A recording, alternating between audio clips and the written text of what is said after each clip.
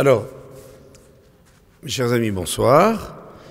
Et comme vous le savez sans doute, puisque je l'ai annoncé la semaine dernière, le cours de ce soir aura un caractère doublement particulier. Un, c'est qu'au lieu d'être un cours de pensée juive, il sera un cours technique sur les lois de Pessah, puisque j'ai décidé cette année de consacrer un temps à cette étude, même si vous avez par ailleurs la possibilité d'assister à des cours similaires. Je connais votre attachement pour savoir que vous tenez absolument à savoir ce que j'en pense. Et la deuxième chose, c'est que je tâcherai de laisser exceptionnellement un temps à la fin du cours pour que vous puissiez poser des questions d'ordre pratique qui vous intéressent. Donc, on va immédiatement commencer, si vous voulez bien, la première partie.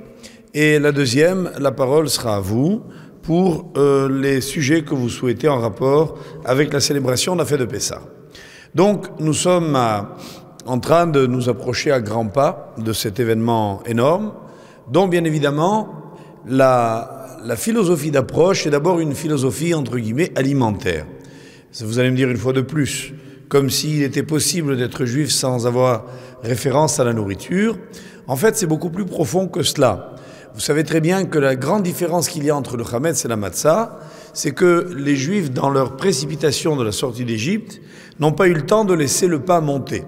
La Torah raconte cela comme une anecdote, en disant, vous voyez, comme on est parti très vite, ils n'ont pas eu le temps de laisser monter le pain.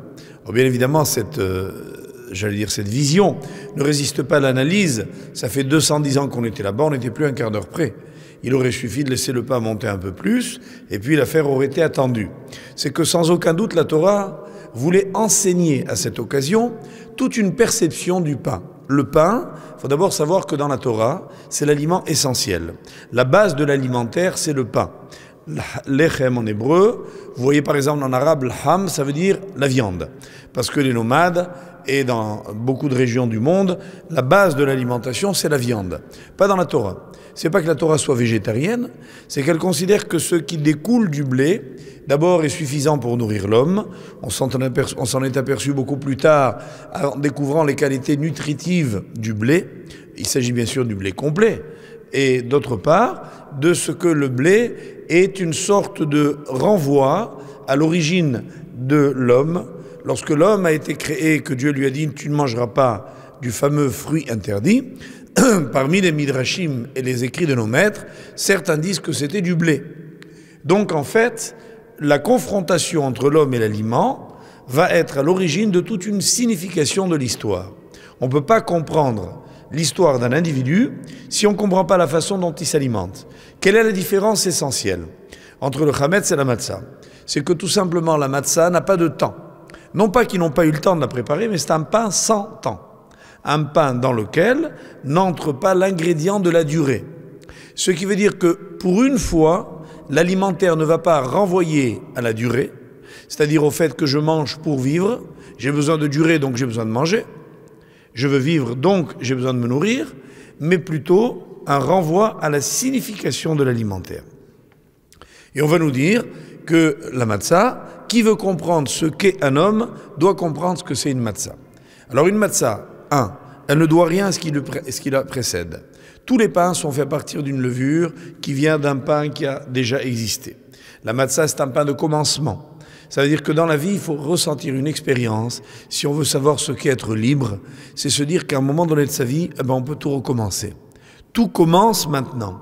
Ce sentiment très fort qui habite en fait chaque juif lorsqu'il est en train de vivre une mitzvah, doit nous habiter plus particulièrement pendant la fête de Pessah. C'est une fête dans laquelle on découvre une sorte de chidouche, une sorte de renouvellement, une capacité de renaître une nouvelle fois. Et ça, on a besoin de le sentir dans l'aliment qui s'appelle l'essentiel, c'est-à-dire le pain. Deuxième caractéristique, c'est un pain qu'on n'a pas laissé lever. C'est-à-dire c'est un pain qui exprime l'empressement. Une matzah se fait vite. Ce qui caractérise la sortie d'Égypte, c'est sa précipitation. Et en fait, ce qui devrait caractériser la vie, c'est la précipitation. C'est-à-dire que quand dans la vie, on prend le temps de faire les choses, c'est-à-dire qu'en fait, on n'est pas tellement convaincu de les faire. Vous remarquerez que quand on est décontracté, un peu trop, c'est qu'en fait, on ne vit pas vraiment l'événement. Il y a un stress nécessaire. tout cas moi je le vis au quotidien, j'ai remarqué que les fois où je ne suis pas stressé, ça ne marche pas. Le stress est obligatoire, il est nécessaire, mais le bon stress, pas celui qui provient des pressions que le monde vous impose. C'est le stress que vous vous imposez face aux événements que vous choisissez. Vous décidez de faire quelque chose, vous voulez bien le faire, et vous le faites en vous disant il faut que ce soit bien. Donc vous ne pouvez pas laisser au hasard. Tout accomplissement d'une mitzvah nécessite bien évidemment un stress de ce style. Mais par exemple les stress liés au téléphone, à tout ce qui est autour de nous, des gens interviennent et nous disent voilà où tu es, qu'est-ce que tu fais, pourquoi tu es là, etc.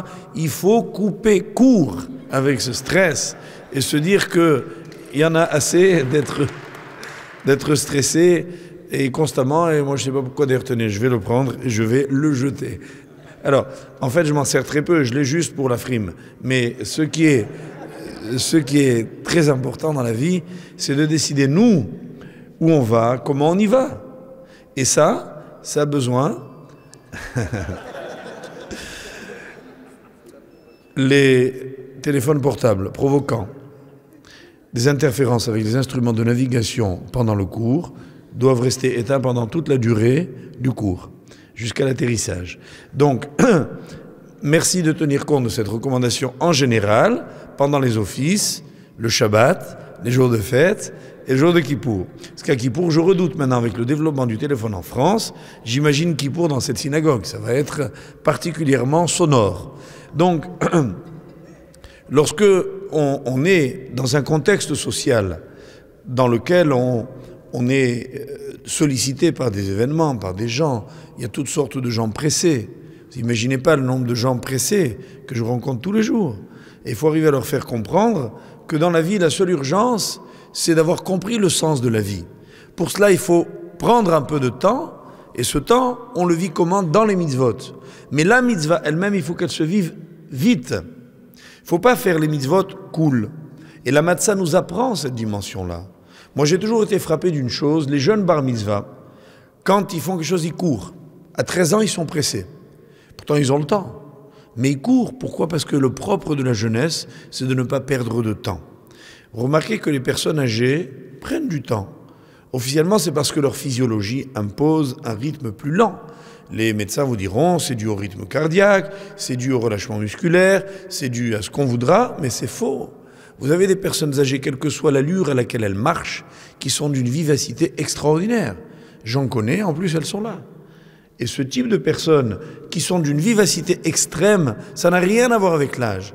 La vivacité peut être celle de l'œil, elle peut être celle d'une main qui bouge, elle peut être celle d'un cœur qui bat. Il faut aller vite, vite vers l'événement qu'on veut réaliser. Voilà la matzah. Ne perdez pas de temps dans votre vie. Réalisez vite ce que vous avez envie de réaliser. Vous devez vous marier, vous avez trouvé l'être idéal, c'est-à-dire celui que vous avez choisi, ne perdez pas de temps. Ne perdez pas de temps. Vous vous mariez, il faut avoir des enfants tout de suite, ne perdez pas de temps. Vos enfants ont grandi, vous devez leur donner une éducation, n'attendez pas.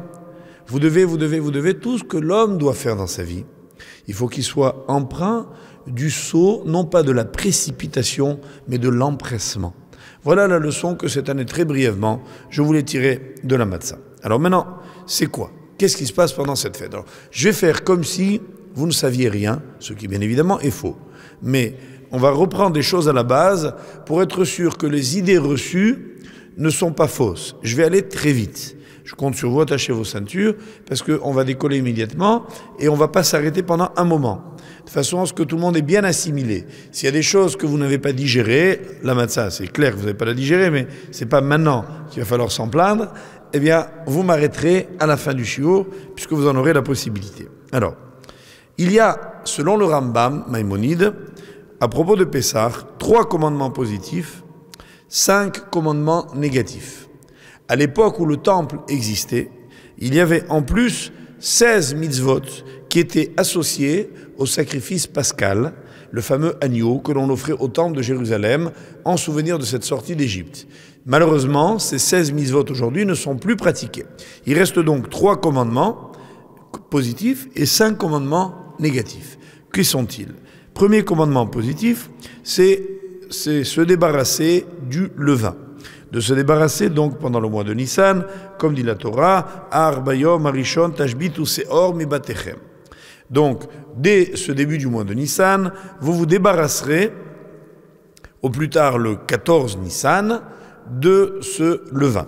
Deuxième mitzvah, manger de la matzah, l'echol matzah, comme il est marqué dans la Torah, Erev tochlu matzot, le soir du Seder aujourd'hui, c'est-à-dire le 15 Nissan, en exil, en dehors d'Israël, aussi le lendemain, le 16 Nissan, on est obligé, d'après la Torah, de manger de la matzah. J'y reviens dans un petit moment. Donc c'est le deuxième commandement positif que l'on a. Troisième commandement positif, c'est de raconter, comme dit la Torah elle-même, Ve'igadta lebincha bayom ha'u, les morts. Et tu raconteras à ton fils ce jour-là. Quel jour? Le soir du Seder. Donc trois commandements positifs qu'il faut donc appliquer: se débarrasser du levain, manger de la matzah le soir du Seder et uniquement le soir du Seder, d'après la Torah. Et troisièmement, raconter la sortie d'Égypte. Les commandements négatifs, c'est 1. Ne pas manger de chametz depuis la veille de Pessah. La Torah elle-même a dans un diouk l'otochlu alav chametz, au moment où vous mangerez, vous sacrifierez l'agneau pascal qui se faisait le 14 Nissan après-midi, déjà il fallait que le chametz soit parti. Donc le 14 Nissan, d'après la Torah, il est interdit de manger du chametz. Deuxièmement, je vais revenir là-dessus également. Deuxièmement, ne pas manger du chametz pendant les 7 jours de Pessah, qui est un autre commandement, que la Torah elle-même dit, lo yachel chametz. Vous ne consommerez pas pendant cette fête de chametz. Troisièmement, ne pas manger de mélange de chametz. C'est un cas unique. Dans la Torah, on ne dit pas, vous ne mangerez pas de mélange de porc, de mélange de cheval ou de mélange de lapin. Et là, on nous dit, vous ne mangerez pas de mélange, kol mahmetzet lotochelo. Quelque chose qui est mélangé, dans lequel il y a du chametz mélangé, est également interdit pendant Pessah par la Torah.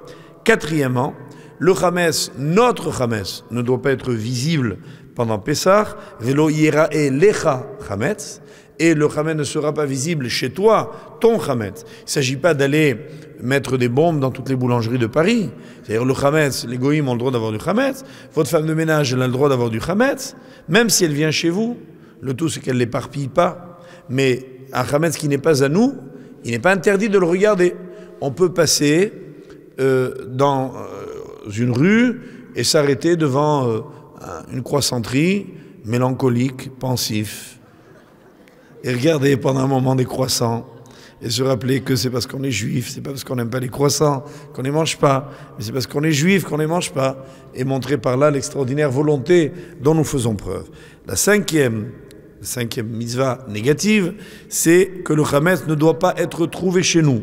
Lo immatse bevatechem. Il ne faut pas que chez nous, il y ait du chametz. Alors, nous voyons ici que le chametz est unique en son genre. Il n'y a pas deux mitzvot dans toute la Torah qui ressemblent au chametz. Parce qu'on ne nous demande pas de nous débarrasser de tout ce qui n'est pas kasher. En général, on ne demande pas de manger.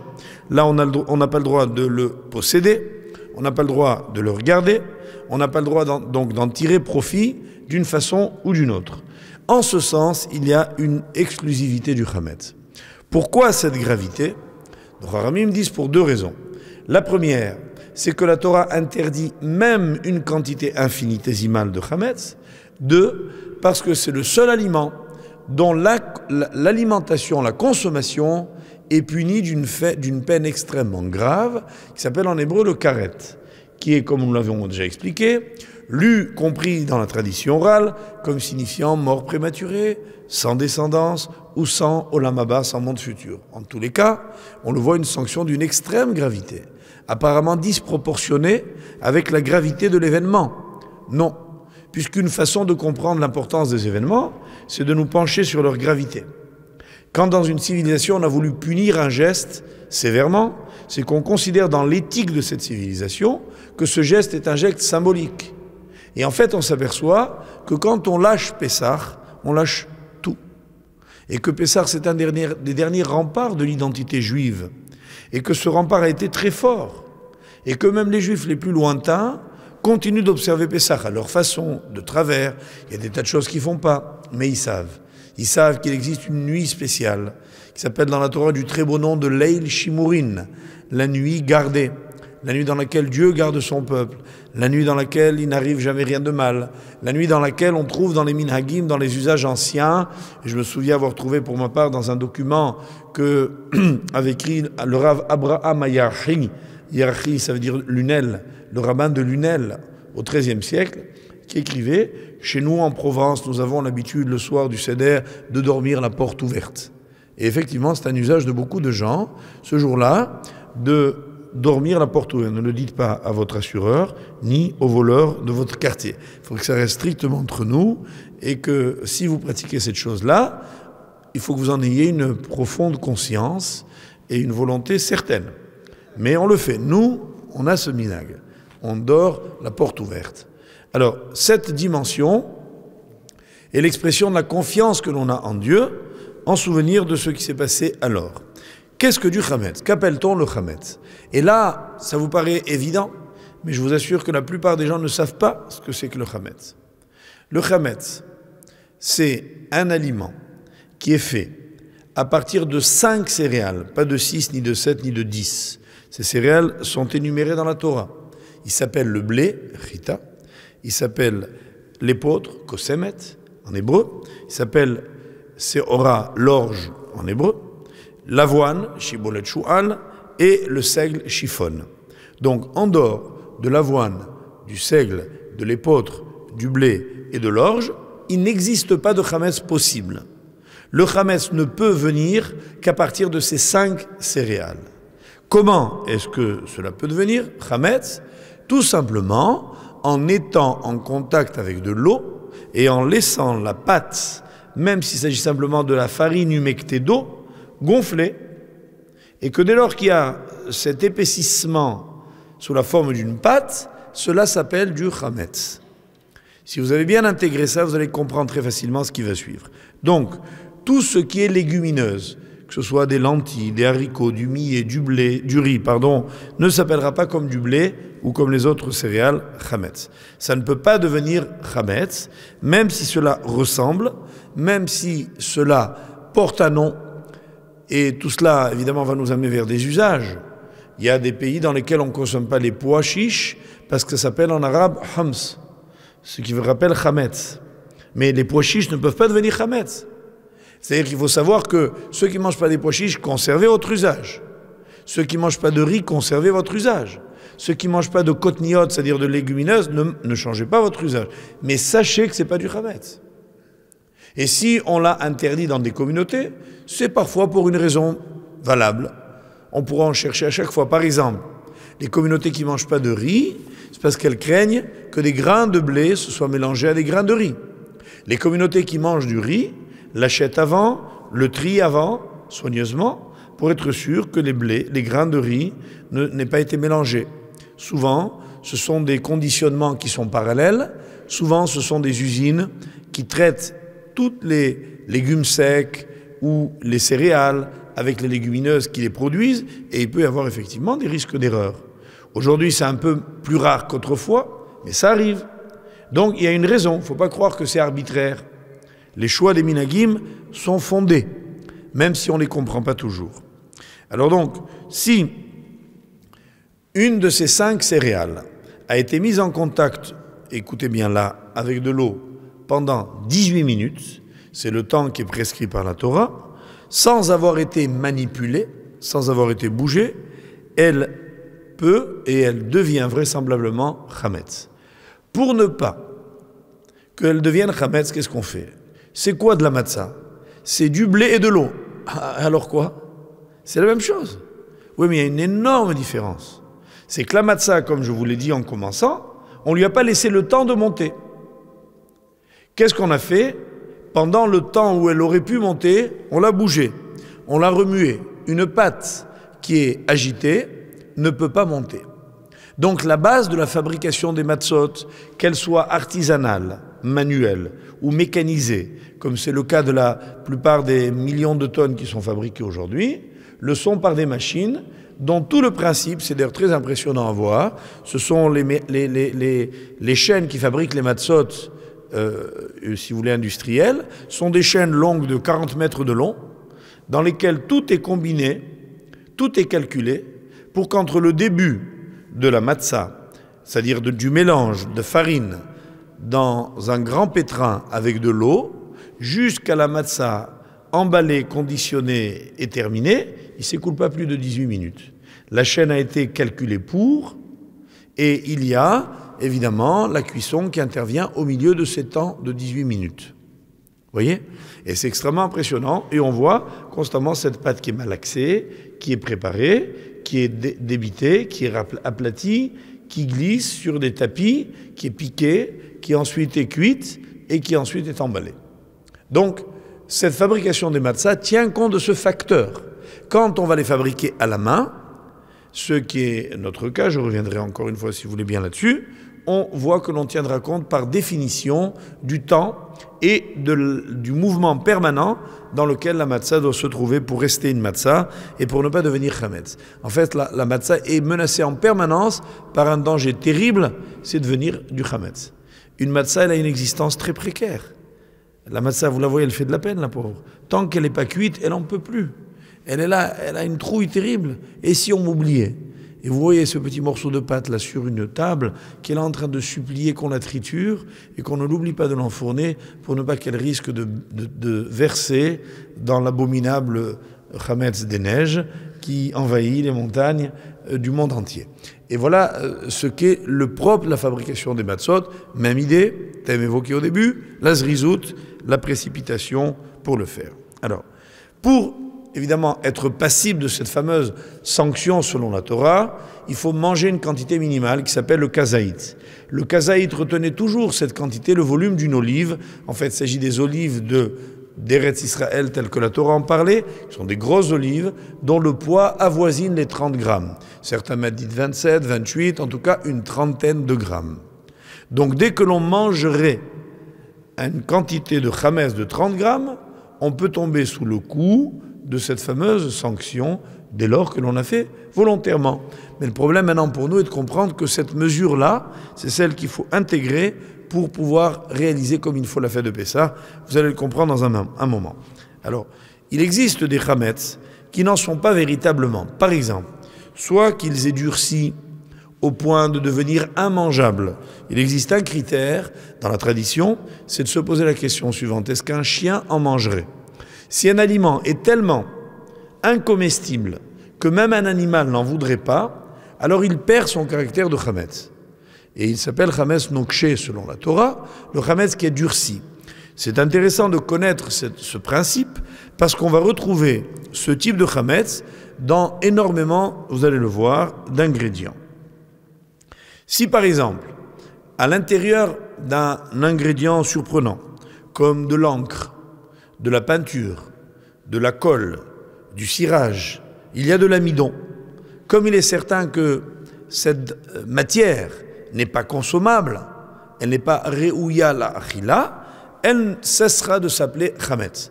Même si elle contient au départ une pâte faite d'amidon, qui peut être bien évidemment chametz dans la définition que nous avons donnée préalablement. Application pratique de ce que nous venons d'apprendre succinctement, c'est par exemple les médicaments, articles de toilette et cosmétiques. Alors, il y aura par exemple, dans la tradition, une mise en garde, dont je veux dire au préalable la chose suivante. Le côté médicament. Vous savez que pour la Torah, la vie est le bien le plus précieux. La Torah est un vrai humanisme, c'est-à-dire qu'elle respecte la vie. Et qu'à l'inverse d'autres religions dans lesquelles on se tue pour Dieu, nous, Dieu ne veut pas qu'on se tue pour lui. Il n'a pas demandé cela. Sauf si l'intention de celui qui veut nous assassiner était justement d'annihiler cette présence divine dans le monde. Si on nous oblige à une croyance idolâtre, nous refusons. Même si pour cela il faut perdre la vie. Si on nous oblige à un adultère ou à une union illicite, on est prêt à perdre la vie. Si on nous oblige à commettre à notre tour un homicide, on est prêt à perdre la vie. En dehors de ces trois cas, la Torah ne demande pas à l'homme de se tuer pour elle. Si par exemple, donc en clair, quelqu'un est malade, gravement malade, et qu'il a un traitement sévère, qui l'oblige à consommer des médicaments qui ne sont pas cachers toute l'année, ou bien pendant Pessah, il a le droit de les manger. Mieux, il a l'obligation de les avaler. L'obligation. Puisque pour Dieu, ce qui est important, c'est qu'on ait la vie. Donc si quelqu'un se laisse mourir à cause de cela, c'est qu'il n'a rien compris à la Torah. La Torah nous enjoint l'ordre de veiller à notre survie. Donc elle nous demande de faire en sorte que nous soyons en bonne santé. Pour cela, il est important de manger ce qu'il faut manger. Dès lors qu'une prescription médicale claire, pas donnée de façon approximative, qui propose un traitement suivi, risque, en cas d'abstinence de ce traitement, eh bien de mettre nos vies en danger, il est interdit de s'en démettre. Et nous devons nous soumettre aux prescriptions médicales. Ça, c'est le principe général. Maintenant, grâce à Dieu, tout le monde n'est pas en danger de mort. Il y a toutes sortes de maladies. Certains exigent un traitement suivi, plus ou moins important. Elles sont de différentes natures. Alors, que fait-on? On regarde ce que sont ces médicaments. Et pour Pessah, notamment, il faut rendre hommage notamment à l'ancien grand rabbin Rothenberg, c'est le père de l'actuel Rav de la rue Pavée, qui avait déjà, grâce à ses élèves pharmaciens, édité une liste de médicaments cachers, les Pessah, ou ne posant pas de problème. Je recommande donc aux personnes, sans rentrer dans les détails, qui ont besoin d'avoir recours à des médicaments, de vérifier s'ils sont sur cette liste ou pas, ou de téléphoner à des rabbinim compétents qui vérifieront si oui ou non ces médicaments peuvent poser problème. D'où viennent les problèmes? Ils viennent de différentes choses.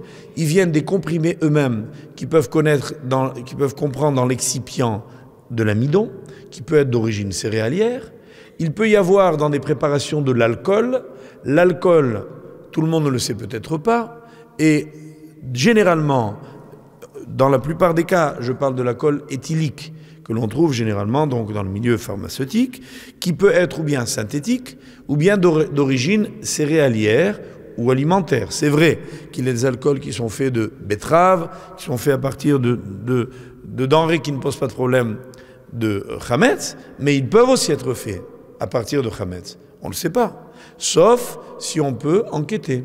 Certains laboratoires ont eu la grâce de bien vouloir se soumettre à des contrôles rabbiniques qui ont conduit aujourd'hui, il y a même des médecins qui ont fait ce qu'ils ont appelé un médiel, c'est-à-dire un lexique, une sorte de, comment on appelle ce gros livre des médecins où il y a tous les médicaments?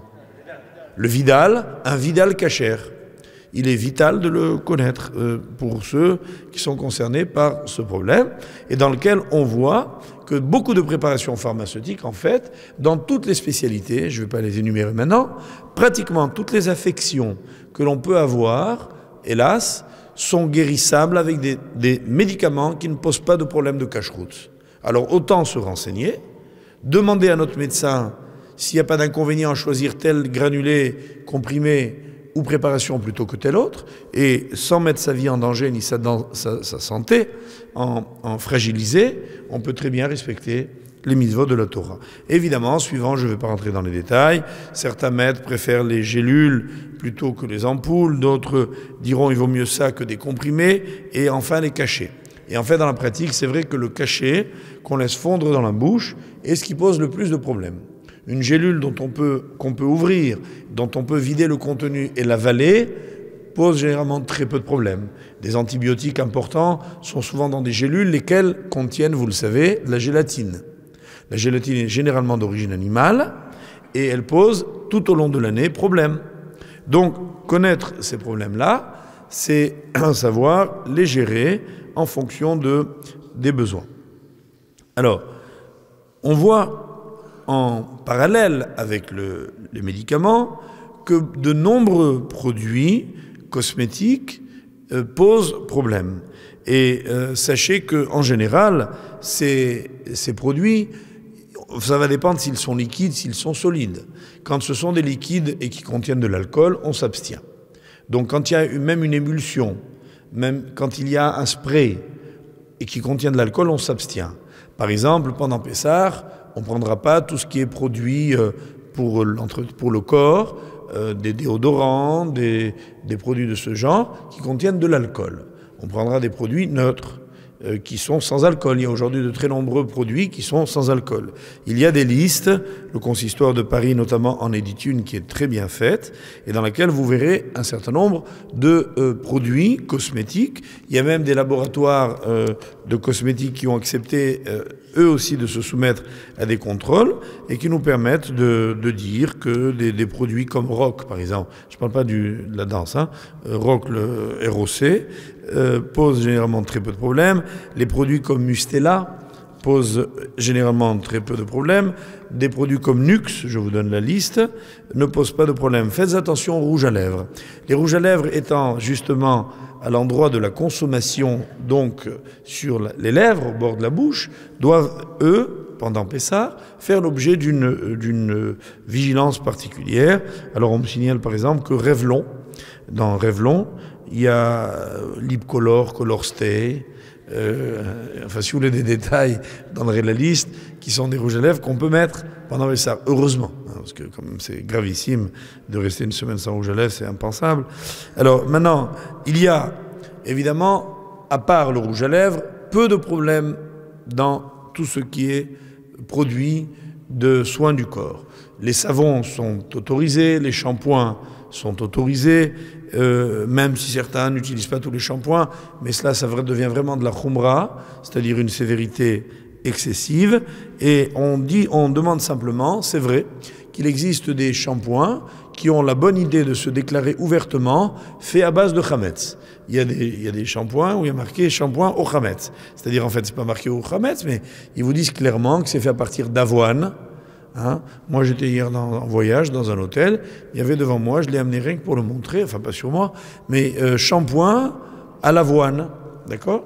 Donc c'est clair, c'est du chametz. C'est fait pour, parce que ça a des propriétés.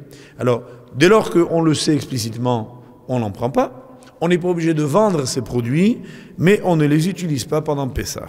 Voilà le principe général que je voulais vous rappeler. Ensuite, il faut savoir ce sur quoi je voulais revenir, comment ce chametz et quelle différence il y a entre avant Pessah et après Pessah. La Torah a interdit, vous vous rappelez tout à l'heure, le mélange de chametz pendant la fête de Pessah. Mais avant la fête, le mélange de chametz n'est pas interdit. Donc lorsque quelque chose a été mélangé avant l'heure du chametz, cela peut rester pendant Pessah. Même si on ne le consomme pas, on peut le conserver. D'où la possibilité pour tous ces produits d'entretien, de soins de la peau, d'hygiène du corps, de cosmétiques, de rester dans nos pharmacies sans pour autant les utiliser. Maintenant, il faut savoir qu'il y a des périodes progressives. La veille de Pessah, je vous ai dit, la Torah interdit de manger du chametz. Mais quand? Alors on a déduit dans le Talmud de façon précise que c'est seulement la moitié de la journée, à partir du midi vrai, c'est-à-dire non pas de 12 heures, mais de la moitié du jour, que la Torah interdit la consommation, le profit du chametz. Toutefois, comme on n'est pas sûr, tout le monde n'a pas de montre, l'approximation est humaine, nos Chachamim ont exigé qu'on aille un petit peu avant, à savoir que pendant la 6e heure, on ne tire pas profit, on ne mange pas du chametz. Pendant la 5e heure, on peut tirer profit, mais on ne mange pas de chametz. Et jusqu'à la fin de la 4e heure, on peut manger du chametz. Donc, en clair, quelqu'un qui voudrait prendre un petit déjeuner chametz la veille de Pessah peut manger du pain et du beurre. Il devra toutefois cesser, c'est marqué dans les calendriers, toute consommation avant la fin de la 4e heure. Donc, en l'occurrence, par exemple, à Paris, cette année, l'horaire d'été arrivant, vous le savez, dimanche prochain, ce sera aux environs de 10h et quelques. Donc, jusqu'à 10h du matin, on peut consommer du chametz. Après, on ne pourra qu'en profiter sans le manger pendant 60 minutes. Et après, on ne pourra ni le manger, ni en tirer profit de n'importe quelle façon. Et bien évidemment, à partir de la soirée de Pessah, si quelqu'un mangeait du chametz la veille de Pessah, il ne serait pas chayav karet, mais dès le soir, malheureusement, l'interdit tombera avec toute sa gravité. Alors, il existe donc beaucoup d'aliments qui posent problème par le mélange. Je ne vais pas rentrer là-dedans. Je voulais juste me permettre de vous dire que, en gros, 2 points me paraissent être importants à signaler. C'est ce qui concerne les aliments en général. Alors, les aliments en général, comprenez que toutes sortes de produits qui n'ont pas l'air du tout d'être concernés par le chametz, peuvent en fait poser des problèmes. Les boissons, par exemple, les boissons sucrées, même les jus de fruits, contiennent des enzymes qui sont généralement à base de chametz. Il y a des additifs alimentaires dans lesquels, par exemple, on peut citer les aromates, les huiles, qu'on ne voit pas toujours, qui sont d'ailleurs pas toujours précisés. Aujourd'hui, pour des raisons de codification, on donne des codes, Intel, E528, E110, 118, 125, etc. Qui connaît ça? Personne. À moins d'être un spécialiste de la chimie, de l'agrochimie, on ne peut pas savoir ce qui s'y trouve véritablement. Donc il est indispensable, quand on prend des boissons qui ne sont pas des boissons naturelles, c'est-à-dire ou bien de l'eau plate, cachetée, ou bien de l'eau gazeuse, naturelle, comme du Perrier, Badois, etc., que l'on peut consommer à Pessah. Méfiez-vous par contre qu'il existe des Badois aromatisés, qu'on ne peut pas prendre à Pessah, parce qu'il y a du sucre, donc mélange d'autres substances, dont l'origine est douteuse. Sitôt que l'eau quittera son côté strictement naturel, même les eaux, toutes simples, peuvent poser problème. On trouvera par exemple du dextrose dans le sel. Le dextrose, c'est vrai qu'il est généralement d'origine amylacée. Il vient du maïs, amidonné, parfois avec du maïs, mais ça peut être aussi des céréales. On n'en est jamais certain. Le sel lui-même, on fait attention lorsqu'il s'agit donc des sels iodés, ils peuvent être problématiques à Pessah. Mais si c'est du sel simple, le gros sel, le moins cher, le plus simple, celui-ci ne pose aucun problème. Le sucre brut peut contenir du chametz, parce qu'il est parfois fait avec de la levure. Parfois, il y a dans les moules qui permettent le sucre en morceaux, précisément ce risque-là. Il y a de la fécule de maïs, certains n'en prennent pas, donc autant s'en abstenir. Tout ce qui concerne les fruits et les légumes, le principe est le suivant: on peut manger les fruits et les légumes frais, bien évidemment, et ceux qui sont congelés, dès lors qu'ils ne contiennent pas de substances ajoutées. Il faut savoir que certains fruits, légumes et parfois même certains poissons qui sont surgelés posent des problèmes parce qu'il y a on les trempe dans des préparations pour permettre leur bonne conservation, pour des raisons d'hygiène. Simplement, ces préparations elles-mêmes peuvent contenir, et on l'a vérifié dans certaines usines, c'était le cas, des problèmes en termes de cache-route pour Pessah. Donc méfiez-vous des produits surgelés. Si vous pouvez vous en abstenir, c'est encore mieux, sauf s'il s'agit vraiment de choses tout à fait courantes dont on est sûr qu'il n'y a pas eu de blanchiment, comme l'on dit, c'est-à-dire de trempage dans un liquide quelconque de ces produits-là. Donc sachez, je le lis par exemple en le lisant moi-même, qu'il y a un blanchiment qui se fait à l'acide citrique ou ascorbique, et l'acide ascorbique est d'origine douteuse pour Pessah. Donc certains légumes comme les choux-fleurs, les endives, les fèves, les oignons, les poireaux, les pousses de soja sont problématiques en surgelé. Voyez ? Donc il vaut mieux, en fait, ce qui sera pour moi le mot important à vous dire en termes d'alimentaire, à Pessah, apprenons tout simplement à manger naturel. Finalement, on va s'apercevoir le nombre de conserves, de produits surgelés, de produits préfabriqués que l'on consomme. Moi, je vous confirme, et c'est un sentiment purement personnel.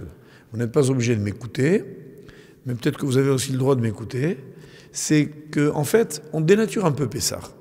Aujourd'hui, quand on se rend dans les épiceries cachères et les supermarchés cachères, on trouve des milliers de produits. Il y a tout. Toutes sortes de choses sont cachères les Pessah. Il me semble que l'esprit dans lequel la sortie d'Égypte s'est déroulée était celui, au contraire, d'une extrême simplicité.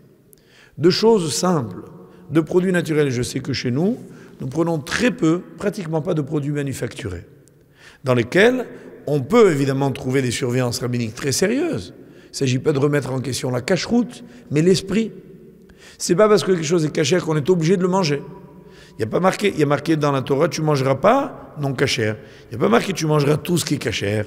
Genre, quelqu'un, il se dévoue pour manger toutes les glaces surveillées de tous les supermarchés, de toutes les marques, pour être sûr de n'avoir enfreint aucun commandement divin. Alors, je voudrais vous rassurer, vous êtes absous de ce péché si vous n'avez pas mangé tout ce qui est surveillé à Pessah. Par contre, je trouve que le charme d'une cuisine naturelle, faite de légumes, de produits de base frais, est d'un charme indiscutable. Et d'ailleurs, vous verrez, pendant Pessah, comme vous apprécierez d'avoir tout simplement mangé des choses que l'on a préparées tout simplement. Maintenant, bien évidemment, il y a des choses dont on a du mal à se passer.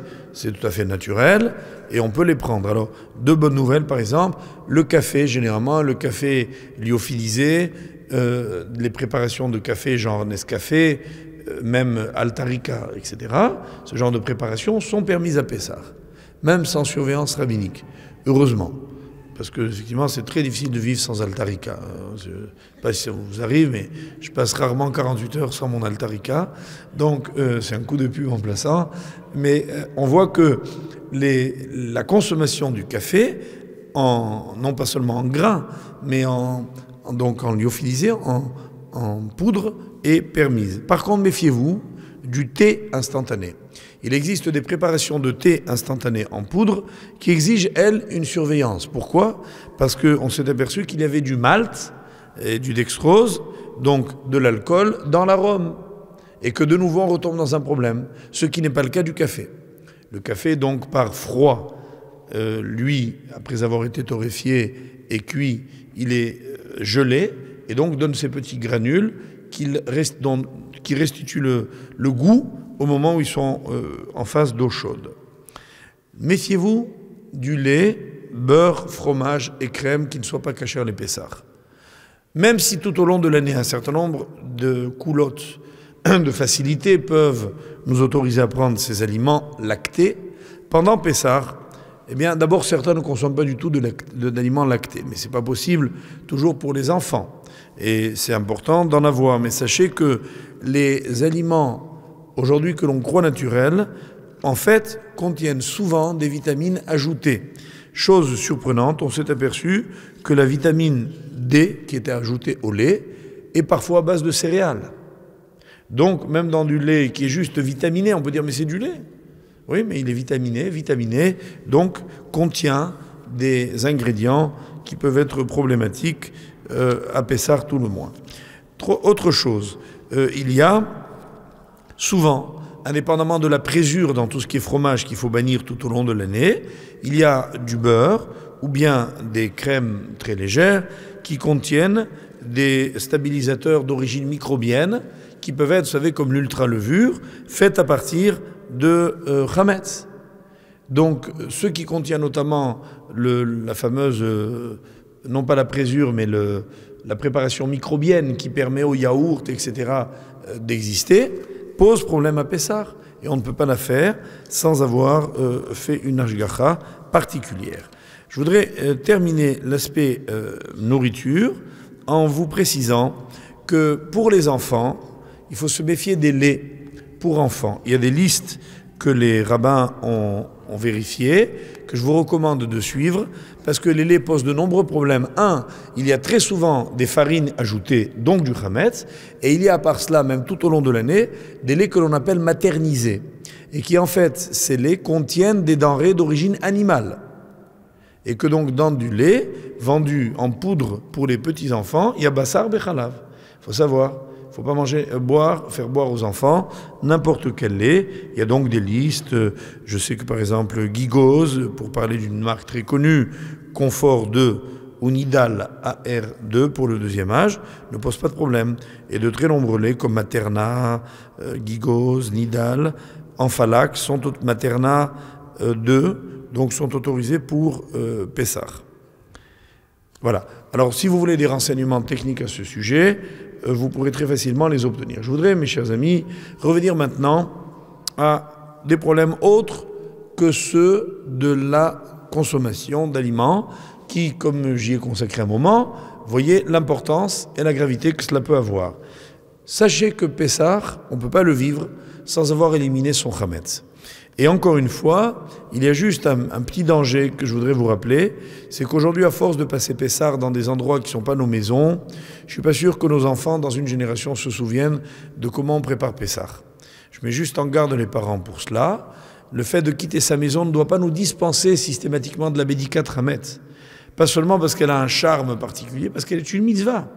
C'est une mitzvah de faire Bédikat Hametz. On passe à côté. Même quand on veut passer Pessah en dehors de la maison, ce qui n'est pas interdit. Il faut au moins réserver un endroit dans lequel on fait la bédika. Et si on quitte son domicile avant la veille de Pessah, donc la veille de Pessah c'est mardi soir cette année, si quelqu'un quitte sa maison avant mardi soir, il devra faire la bédika Hametz sans bénédiction, avec une bougie, faire le tour de la maison, sauf s'il vend complètement sa maison. Vous savez que vendre, ça veut dire non pas aller voir son concierge et lui dire « bon, je vous donne les clés », c'est comme chez vous. C'est un véritable contrat de vente qui est fait par un beth din compétent. Et nous, on donne au rabbin procuration pour faire la vente en notre nom. Il ne s'agit pas d'une mascarade, c'est une vraie vente, selon les termes du droit talmudique, convenu de façon extrêmement précise entre un acheteur et un vendeur, et le vendeur est celui à qui on donne nos pouvoirs. Donc on donne un pouvoir qu'il faut se procurer dans vos communautés et qu'il faut faire parvenir au rabbin en main propre, ou si c'est par la poste longtemps avant Pessah, pour ne pas courir le risque qu'il parvienne trop tard. Et les fax et envois en télécopie ne sont pas autorisés de ce point de vue-là par la halakha. Donc on ne peut pas faxer sa vente de Hametz juste avant Pessah. C'est un risque que les Haramim n'ont pas voulu courir. Donc voilà pourquoi je vous recommande d'acheter des cassettes auto-reverse lorsque vous voulez suivre les cours et de consulter votre rabbin pour les ventes du Hametz. Maintenant, la bédika. Quand on voyage, se fait là où on est. Là où on arrive dans une chambre d'hôtel, chez de la famille, il faut s'associer à la bédika de l'endroit dans lequel on se trouve, là où on va passer Pessah. Et on fait la recherche du Hametz le mardi soir avec tout le monde, et le mercredi, on brûle le Hametz qu'on a mis de côté. Et on le brûle de façon soigneuse, en s'assurant qu'il était complètement éliminé. Et il faut pour cela, bien évidemment, avoir un peu de Hametz. Notre tradition, dans nos communautés, c'est de planquer des petits morceaux de Hametz tout petits, entourés de papier, pour pas qu'ils s'éparpillent, que l'on distribue dans les chambres et que l'on cherche avec une bougie et une petite boîte dans laquelle on les met. Et on brûlera ensuite ces fameuses petites bouchées de pain le lendemain. Pour la bédika, je ne vais pas énumérer tous les endroits dans lesquels il faut chercher, mais je me permets de vous rappeler que vos bureaux, vos lieux professionnels sont également susceptibles de contenir du Hametz. La voiture, ça contient du Hametz, surtout les Renault, parce que c'est des voitures à vivre, les Renault. Donc, obligatoirement, il y a plein de pain qui se baladent partout. Vous savez comment il est le Hametz? Il se met sous les moquettes, sous les sièges, je ne sais pas comment il fait. Il y a un petit génie, un mauvais génie qui s'appelle Hametz, et qui va se fourrer partout. Donc, il ne faut pas hésiter, il ne faut pas dire à son mécanicien, ben, faites-moi un coup d'aspirateur. Vous allez voir que le Hametz, si vous le cherchez dans la voiture, vous allez le trouver. Oui, certains changent de voiture, évidemment, tous les ans avant Pessah, mais tout le monde n'a pas les moyens. Donc, si vous ne voulez pas changer de voiture et vous en servir pendant Pessah, pensez à la bédika. Pensez à votre casier à la synagogue, qui peut avoir été, tel ou tel jour, l'objet d'un petit goûter quand vous avez eu un creux pendant le discours du rabbin et que vous en avez profité pour manger quelque chose que vous n'avez pas eu le temps de finir, ce qu'il a été bref, ce qui est très rare, et vous avez donc gardé du Hametz dans votre synagogue. Faites attention. C'est notre responsabilité. Les cartables des enfants, les poches des vêtements, les paniers à jouets, tout cela doit faire l'objet d'un examen minutieux et très sérieux. Il y a des choses que l'on ne peut pas vérifier. Par exemple, souvent, à table, on se sert de livres de prière, Birkat Hamazon, ou bien les Émirats du Shabbat, les livres dans lesquels on lit les cantiques du Shabbat. Il est très très difficile de réussir à les éliminer complètement. Si on n'y arrive pas, il faut les vendre avec le reste du Hametz que l'on envisage de vendre. Voilà en ce qui concerne ce que j'avais à vous dire sur le Hametz, sa disparition et la consommation du kasher. Je voudrais enfin terminer par 2 points. Le premier, c'est que l'importance du Hametz est telle que vous savez qu'il faut une vaisselle appropriée, que si l'on veut cachériser sa vaisselle, il y a des techniques très précises et que là encore on n'improvise pas la cachérisation. Mais elle est possible. La plupart, il faut savoir que les gens, grâce à Dieu, ont 2 vaisselles, mais beaucoup de gens n'ont pas les moyens d'avoir 2 vaisselles. Et dans ce cas-là, on cachérise sa vaisselle, il y a des règles. Je ne vais pas les énumérer parce que rien que pour cela, il faudrait un cours d'au moins 1h30. Sachez que la plupart des instruments, y compris les fours à micro-ondes, y compris les fours, les marmites, les couverts, peuvent se cachériser. Il y a des matières qui ne sont pas cachérisables. Tout ce qui est poreux, comme vaisselle, en porcelaine, en faïence, ne peut pas se cachériser. Mais tout ce qui est en métal, en verre, peut se cachériser. Donc on peut, avec les gestes appropriés, utiliser nos outils de toute l'année. Les tables, les frigidaires, doivent être recouverts, les éviers doivent être recouverts. Tout, si vous voulez, le principe est que non seulement notre alimentation doit être cachère, les récipients qui la reçoivent doivent être cachères, le lieu dans lequel on vit doit être cachère, et tout ce qui peut entrer en contact de près ou de loin avec la nourriture, comme les tables, les éviers, etc., doit être également mis en conformité. Vous voyez que tout ceci exige beaucoup d'attention et une préparation qui ne s'improvise pas. Je voudrais terminer donc le dernier point maintenant, en vous rappelant très brièvement toujours, pour avoir le temps de répondre à vos questions, les lois relatives à la célébration du Seder. Premier principe du Seder, c'est que ça se prépare. Ça se prépare, ça veut dire que d'abord il faut se préparer physiquement. Physiquement en se reposant un petit peu. On dit que la veille de Pessah, c'est bien de coucher les enfants, de leur faire une petite sieste pour qu'ils soient en mesure de tenir toute la nuit de Pessah. Beaucoup de gens, Baruch Hashem, nous sommes de ceux-là, passent pratiquement la nuit réveillés ou dorment très peu ou très tard pour avoir le temps d'accomplir les mitzvot de Pessah comme il se doit et ne pas bâcler le Seder. Le Seder généralement est bien fait, mais qu'est-ce qui est bien fait? C'est la première mi-temps. La deuxième mi-temps, eh bien, c'est une catastrophe. Et vous savez que, comme on le voit très souvent, Coupe du Monde, etc., un match n'est terminé qu'au coup de sifflet final. Il y a toujours des buts marqués à la 90e minute pendant les arrêts de jeu. C'est la même chose à Pessah. Il ne faut pas rigoler. C'est-à-dire que jusqu'au bout, il faut être vigilant. Généralement, en Pessah, peu à peu, il y a des cartons rouges qui sont distribués à table. Les gens s'expulsent de table tout seuls, généralement, et vont gentiment se faire voir ailleurs. Et que peu à peu, tout ceci s'effiloche. Et puis la fin de Pessah donne tout à fait l'image d'une sortie d'Égypte manquée. C'est-à-dire qu'en fait, ils ne sont pas sortis, ils sont partis dormir. Et en fait, c'est le contraire de ce qu'il fallait faire. Alors, comme je vous l'ai dit tout à l'heure, qu'est-ce qu'il faut faire ce soir-là? 1. Raconter la sortie d'Égypte. Raconter la sortie d'Égypte, c'est parler de ce que j'avais appelé l'année dernière dans notre cours, le traumatisme positif de la sortie d'Égypte. C'est-à-dire le récit infini des bienfaits incalculables que Dieu a fait à nos ancêtres. Et nous ne pouvons pas oublier tout ce que nous lui devons. Nous ne pouvons pas oublier ces bienfaits extraordinaires. Ils ont fondé notre mémoire collective. C'est par eux que nous existons. Et la preuve de l'existence de Dieu, nous la tenons de la sortie d'Égypte. Et comme nous l'avons dit furtivement la semaine dernière, souvenez-vous que le monde normal, c'est que le fort triomphe du faible et que le mensonge triomphe de la vérité. Quand il y a un événement historique dans lequel on vit le contraire, vous voulez qu'on oublie? C'est ça la sortie d'Égypte. D'un seul coup, le monde tout entier, les hommes, les objets, la nature, étaient asservis à Dieu. C'est une expérience unique. Il faut la vivre, la transcrire en actes, l'actualiser. Et la technique pédagogique du Seder de Pessah est invraisemblable. C'est part d'un principe, c'est que tout ce que l'on veut comprendre doit pouvoir se montrer.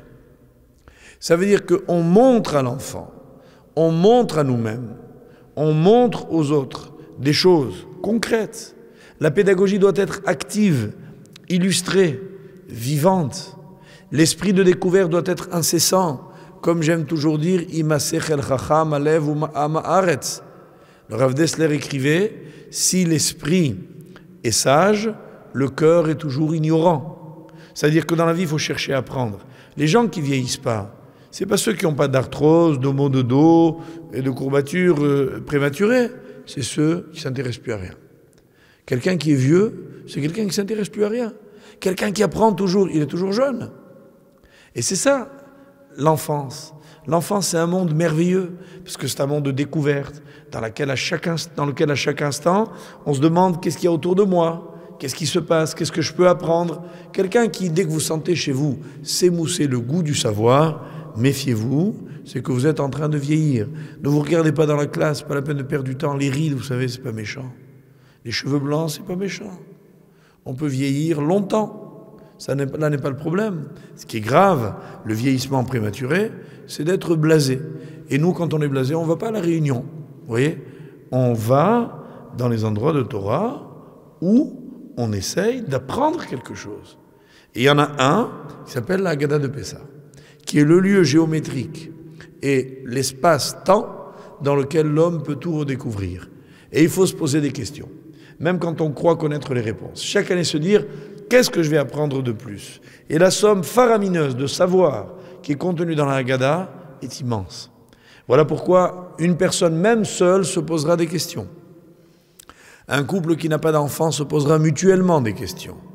Quand il y a des enfants, il faut les faire parler. Il faut laisser sa place à chacun, aux ignorants comme aux plus sages. Et tout le monde doit se considérer comme ignorant face à l'immensité du savoir haggadique. Deuxième mitzvah le soir du Seder, c'est le fait de manger de la matzah. Alors, cette matzah, permettez-moi d'insister sur 2 points. Le premier, c'est la qualité, le deuxième, c'est la quantité. Par qualité, j'entends, procurez-vous, pour au moins le soir du Seder, donc les 2 soirs chez nous, de la matzah shmura. On appelle matzah shmura de la matzah qui a fait l'objet de soins particuliers, de 2 façons.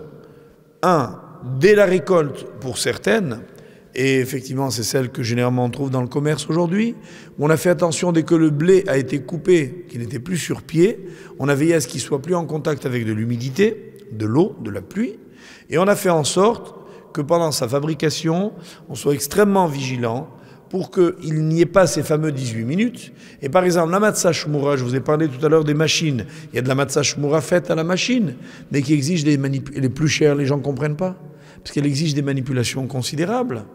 Chaque fois qu'une matzah shmura est cuite, on arrête la machine, la chaîne tout entière, on démonte certaines parties, on nettoie méticuleusement tout, on veille à ce qu'il n'y ait plus un tout petit morceau de pâte qui se soit logé quelque part dans un mécanisme ou un rouage quelconque, et on reprend la fabrication. C'est énorme. Ça va 4 fois moins vite que l'autre. Il est normal qu'elle soit 4 fois plus chère. Le temps qui est passé, les ouvriers qui doivent vérifier tout cela, tout ça fait partie de la matzah shmura. Et la matzah shmura, elle a, j'allais dire, un plus pour certaines matzot, si vous voulez le faire, au moins essayez de le faire bien le premier soir, c'est de consommer de la matzah faite à la main. Qu'est-ce que ça ajoute, la matzah faite à la main? Ça ajoute une dimension que la machine ne peut pas inventer, qui s'appelle l'ishma. L'ishma, ça veut dire une matzah qui a été fabriquée à chaque instant par des gens conscients de la valeur de la mitzvah et qui, quand ils ont pétri, quand ils ont mélangé l'eau et la farine, quand ils ont pétri, quand ils ont mis enfourné, ils ont dit à chaque fois l'Echem Matzot Mitzvah.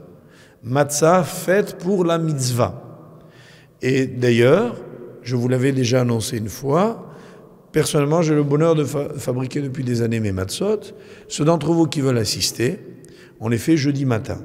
Alors ceux qui veulent venir, ça dure quelques heures, pour voir et même en acheter éventuellement, enfin elles sont vendues par une synagogue qui veut bien nous abriter à Paris ici, rue Riquet, bien vous serez les bienvenus pour vous rendre compte comment cette matzah exige patience, vigilance et intention. Et c'est ça la matzah shmura. Quand elle a été faite pour le Seder, alors elle a sa valeur particulière. Sachons que la deuxième exigence, c'est après la qualité, la quantité.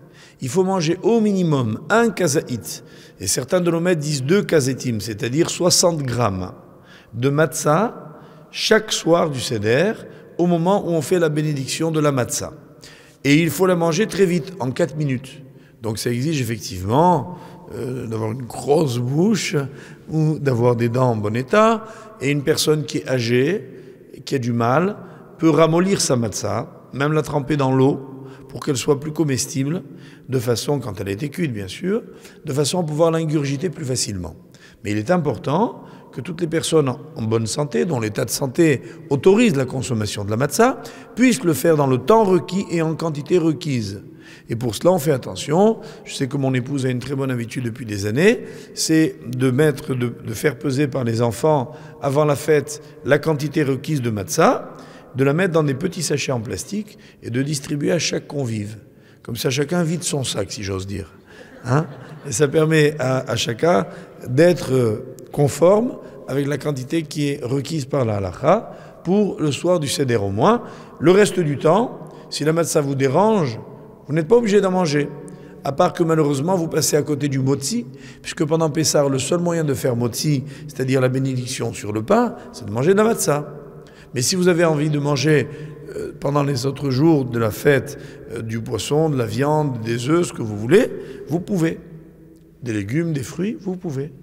Simplement, la matzah est obligatoire, dans les conditions que j'ai indiquées, le soir du Seder.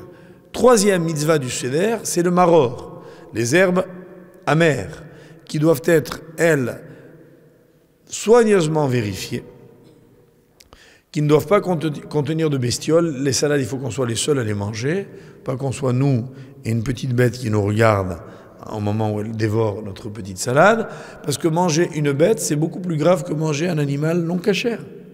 D'après la Torah, il y a 5 commandements négatifs attachés à la consommation des vers et des bestioles. Alors vous avez 2 moyens d'en sortir, ou bien faire une recherche assidue, expérimentée, minutieuse, ou bien consommer des espèces qui ne posent pas de problème ou très peu. Par exemple, les endives. Les endives peuvent être du maror, qui ne posent pas de problème. Il y a très peu de bédicats dans les endives. Il faut quand même les laver, mais très peu.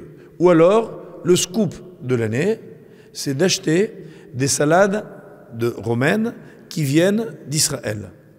Imaginez-vous que les Israéliens, qui sont des agronomes hors pair, ont mis au point des serres spéciales dans lesquelles les salades poussent sur du sable. Il n'y a pratiquement pas de bêtes. Et il y a des contrôles qui sont faits par des chomrim, par des surveillants, et qui ont vérifié qu'il n'y avait pratiquement pas de bêtes. De surcroît, les Israéliens ont mis au point une araignée spéciale qui mange tous les autres bestioles. C'est une araignée qui est tellement célèbre qu'elle est même exportée aux États-Unis. C'est incroyable. Les Israéliens, ils vendent des bocaux à l'étranger. Il faut le faire avec les Juifs. Il faut faire vendre des araignées aux Américains. Je ne sais pas si vous voyez, c'est le gag. D'accord ? Et effectivement, ça marche.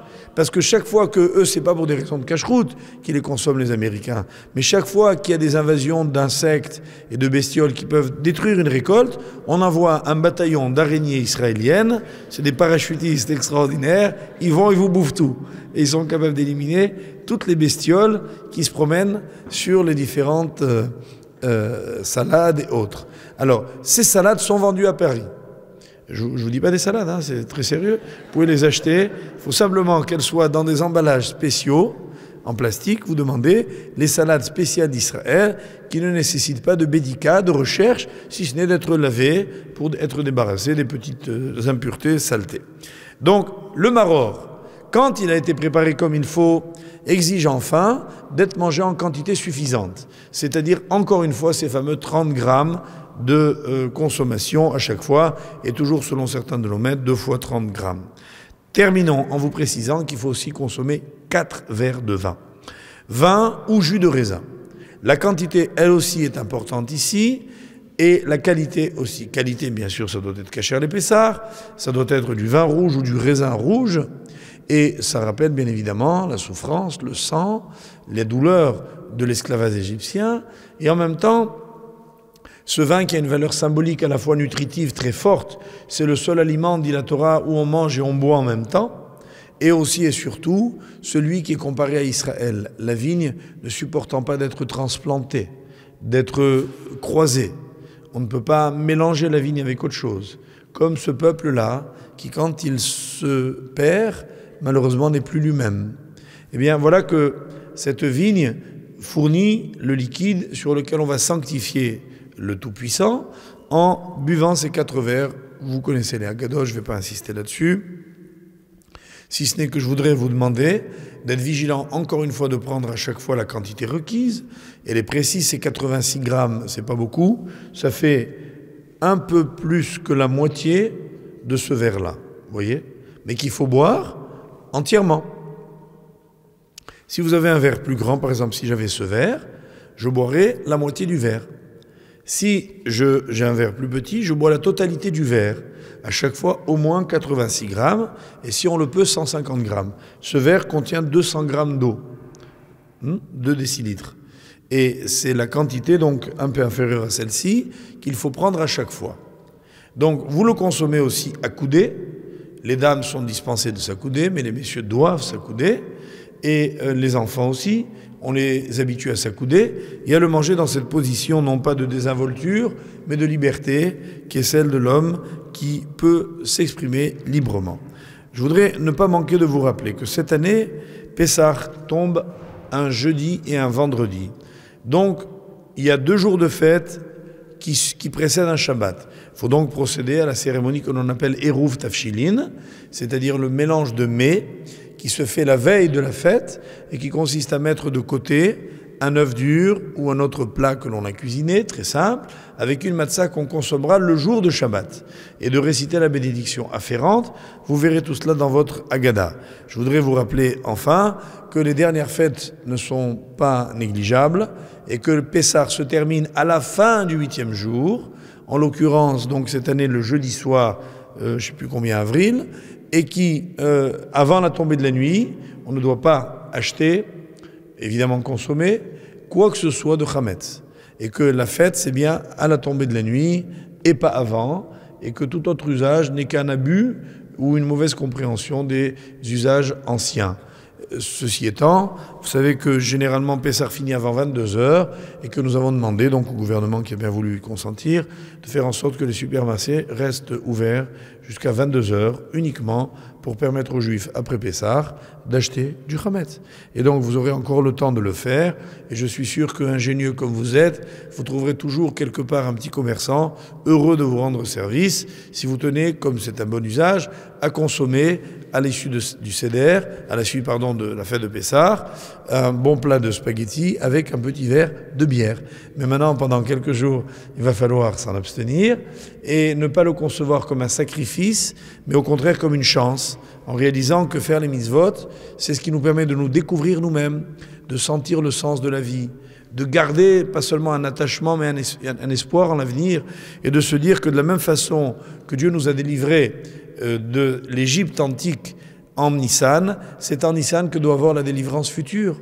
Et on dit que c'est au mois de Nissan qu'aura lieu, si Dieu veut, à la fois la venue du Messie et surtout la fixation de la fête de la fin des temps, qui sera encore plus belle, encore plus grande que tous les Pessahs que nous avons vécus. Il ne me reste plus qu'à vous souhaiter à tous de passer d'excellentes fêtes et de vous donner rendez-vous, si Dieu veut, après les fêtes, non pas le premier lundi, parce que ce sera la célébration du Yom HaShoah qui se fait solennellement, notamment dans cet édifice, mais le lundi qui suit, qui est donc le lundi 18 ou 19 ? 19. Le lundi 19 avril. Ce sera, si Dieu veut, la date du prochain cours, dont vous annoncera le thème un petit peu à l'avance. Voilà, le cours est terminé maintenant. Ceux d'entre vous, celles d'entre vous qui ont des questions et qu'elles veulent bien poser... Ah oui, on vient de m'annoncer une excellente nouvelle. Le coffret numéro 8 vient de sortir. Donc on remercie, on félicite notre ami Monsieur Grener pour le travail inlassable qu'il fournit. Je peux vous dire, moi je me rends régulièrement dans des villes de province et dans des pays étrangers et les cassettes sont partout. Et grâce à cela, il y a un enseignement considérable qui s'opère. Et je veux une fois de plus rendre hommage au travail qui est fait au quotidien et avec beaucoup de professionnalisme par M. Grener. Donc on peut déjà l'acheter ce soir. Donc vous l'avez déjà acheté, madame ? Ah, très bien. Vous savez, il y a une promotion ce soir. Hein ? On offre une matzah à chaque personne qui achète un coffret. Alors maintenant, d'ici là, est-ce qu'il y a des questions que vous voulez poser ou quelqu'un posez-les de façon claire et intelligible pour que la réponse puisse parvenir dans la même condition. Alors, qui a des questions à poser ? Oui, madame, mademoiselle. Oui.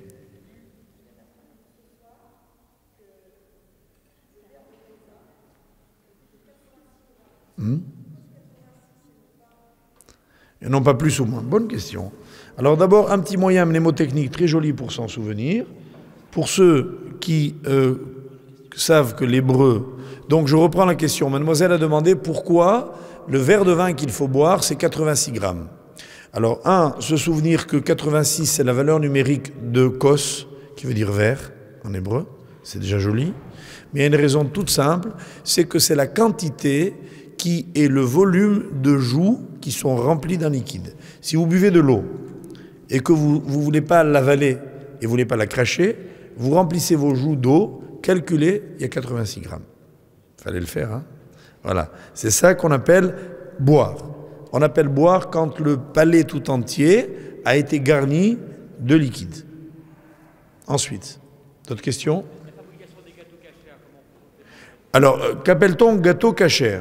Alors, gâteau kasher, ce n'est possible que dans deux conditions. D'abord, il faut toujours qu'ils fassent l'objet d'une surveillance. Pourquoi? Parce qu'on n'improvise pas ce qui se fait à Pessah, et il faut être suffisamment compétent pour les déterminer. Deux moyens, en gros. Un, c'est de faire des gâteaux sans ingrédients farine. Alors, il y a des gâteaux à la noix de coco, il y a des gâteaux à la poudre d'amande, et qui ne contiennent pas de farine.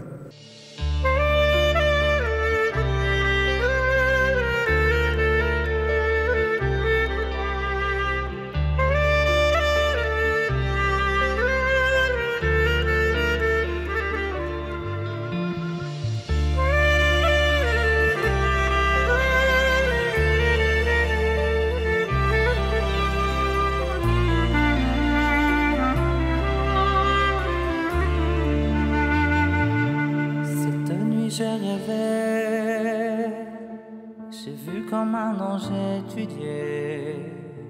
Quand il leva la tête, son visage irradiait de pureté. Puis il m'a regardé et me fit signe d'approcher. Soudain je reconnus le rêve que la France avait tant aimé. Il nous a guidés, tel un fidèle berger. Il a mis la Torah entre nos mains et nous l'avons pratiquée. Il nous a rassemblés comme nous voulions lui ressembler. Cet espace vide que tu as laissé ne sera jamais comblé. Oh, Yosef Haïm,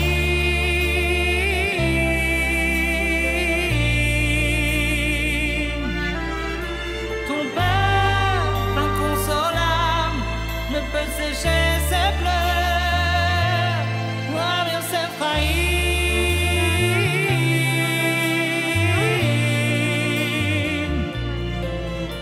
ton sourire à tout jamais est gravé dans nos cœurs. Mais je sais que de là-haut, là où tout est beau, tu pries pour nous sans jamais t'arrêter. Continue de nous défendre et d'implorer.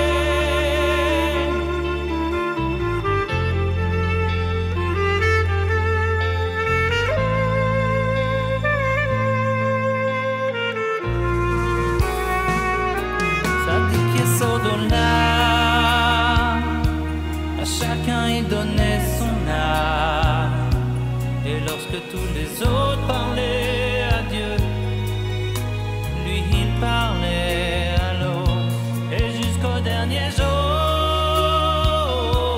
il acceptait avec amour les épreuves endurées pour sauver le monde des mauvais décrets. Ah, Yosef Haïm,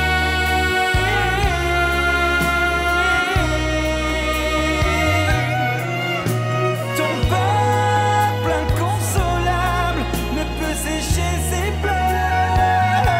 Ah, Yosef Haïm,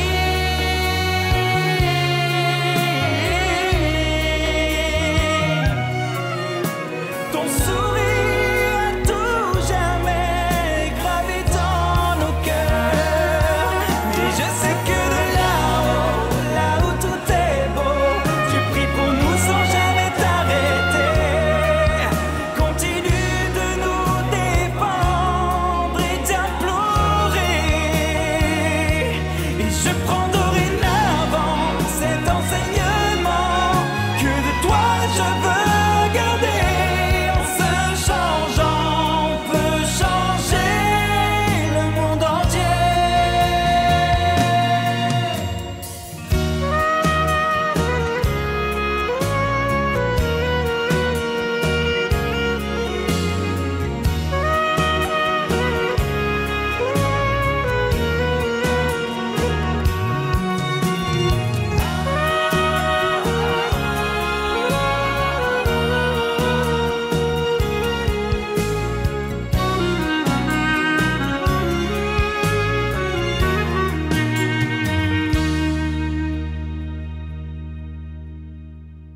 chers amis, bonsoir à tous.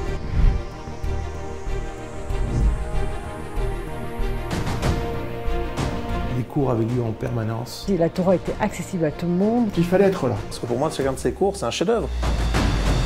Il faut comprendre qu'on est dans une époque où les cours de Torah grand public n'existent pas. Le nombre de personnes qui me disent « on était au cours du lundi ». L'authenticité du message. C'est pas possible, ce qu'il dit c'est vrai. Il avait ce don inégalable. Il se devait de transmettre la Torah. Pour lui, c'était, je pense, la chose la plus importante. Après des années d'efforts de tout type, TorahBox est heureux de vous annoncer l'acquisition de dizaines et dizaines de conférences en vidéo du très charismatique grand rabbin Joseph Chaim Sitruk, celui qui a révolutionné le judaïsme français pendant 21 ans. On parle ici des célèbres cours du lundi donnés à la grande synagogue de la Victoire, ces conférences si particulières de plus d'1 heure qui réunissaient chaque semaine la jeunesse juive de l'époque. Des conférences qui, peu importe votre niveau de connaissance ou de pratique religieuse, sont profitables pour découvrir ou approfondir notre héritage. Ce sera donc, avec l'aide du ciel, le retour des cours du lundi, puisque TorahBox les rediffusera chaque lundi à 20h30 heure française. Un bon siècle qu'on ne s'est pas vu. C'est un véritable trésor, un patrimoine du judaïsme français qui est déterré ici, et vous verrez que ces cours qui ont parfois plus de 30 ans restent pourtant tout à fait actuels.